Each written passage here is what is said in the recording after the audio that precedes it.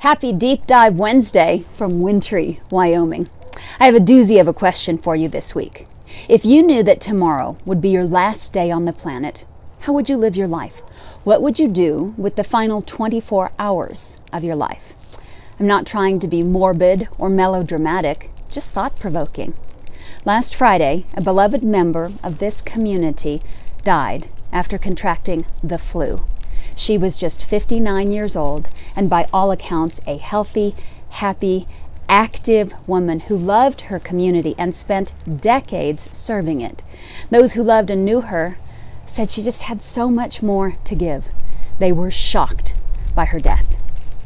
But should we be shocked by death? Grief-stricken? Absolutely. Saddened and heartbroken? Yes. But stunned and shocked? Let's take a look at what God's Word has to say about that. In Psalm 90, Moses asks the Lord, "Teach us to number our days, that we may present to you a heart of wisdom." Teach us to number our days. What does that mean? Well, the Word tells us that the Lord, not chance or happenstance, but the Lord is in charge of our days. He determines when we will be born into this world and when we will leave it. And when we can embrace that truth, we are better equipped to embrace the life that He has given us and to live it out fully for His glory and honor. That is wise living, my friends, recognizing He is the Lord over our lives and that we are seeking to honor and glorify Him every day that we are here.